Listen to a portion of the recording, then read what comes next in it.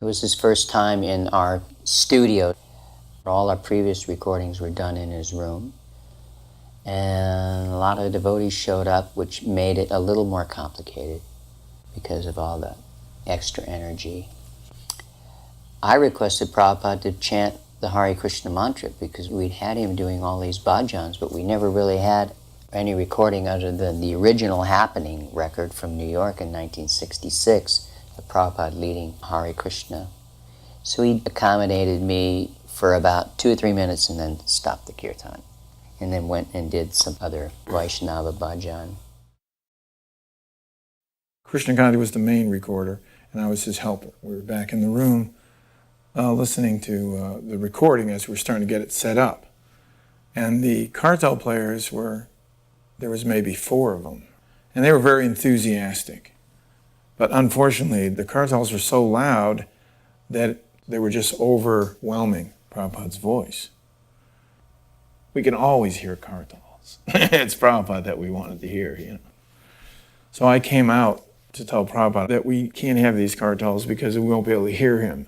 I was so intimidated that I said some things to him, and I can't remember what I said, but I was trying to be as delicate as I could. And finally said, you're the experts, do whatever. We tried to do the recording, and we stopped because the Madanga player couldn't play properly the way Prabhupada liked it. So he was there showing us how to play Madanga. But most people would try to follow Prabhupada rather than keep a steady beat for Prabhupada to follow. So, and then I told him that we had the technology that he could overdub it later, which is what we had normally done, and all the recordings up in his room. Whenever I recorded with him in LA, as soon as the recording would end, he would always go, "And so how long is it?" He would always want to know how long the recording was. There was never a retake. It was always one take. Prabhupada had finished playing, and he stood up, and I went out and spoke to him and said, "Prabhupada, I wanted to play something for you." And he sat back down, and he said, "Go ahead." When I put the lyrics down in front of him, Bhagavad Gita, "You're Not That Body," and I think "Time for Going Home," from the Change of Heart that we were going to record. This is before we had funding for it. We were just putting them together. So he looked at them, and then we played portions of the songs. And then he just looked at me and said, "So what is this for?" I said, "Well, we want to make an album to distribute, to glorify Krishna and teach the philosophy." And I said, "Some of the big men say that it's Maya." That's when he said, "Well, just let the cows moo." That's what he told me. He said, "Just do this, it'll be successful." And then shortly after, we spoke to this gentleman and got a loan for $5,000 to do the album. And then we lined up different people and did that. I felt that was blessed, everything was happening so easily. And then the gentleman heard the album, and he said, "Don't even worry about paying me back." He said, "This is beautiful." So that was nice. Prabhupada heard it later, and he really liked it, and he said, "This could be played before the deities." So that made me feel good,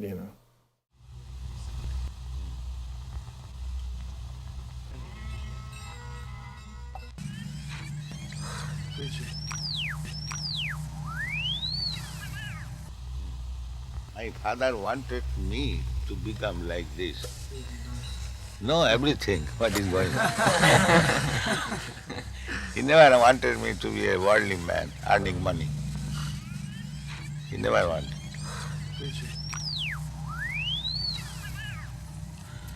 There was some arrangement for my going to England after my college education to become barrister. My father refused. "No, my son is not going to be a lecturer."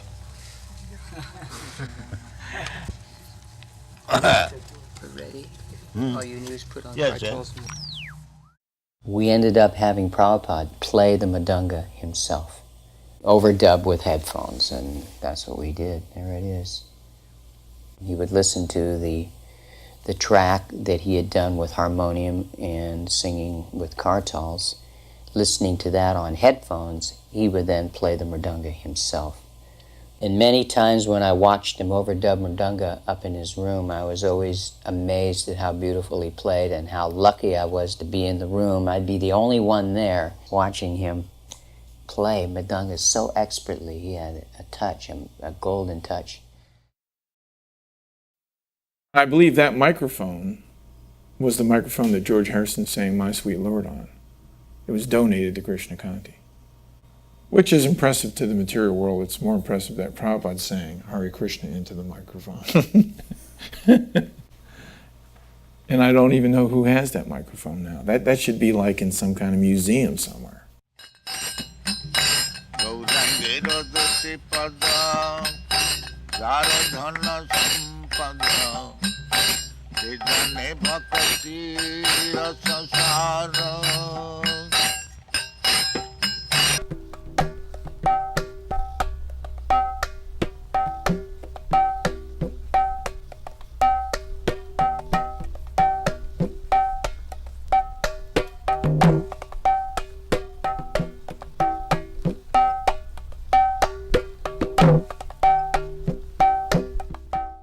There was a plate of sweet balls and fruit that was brought in for Prabhupada.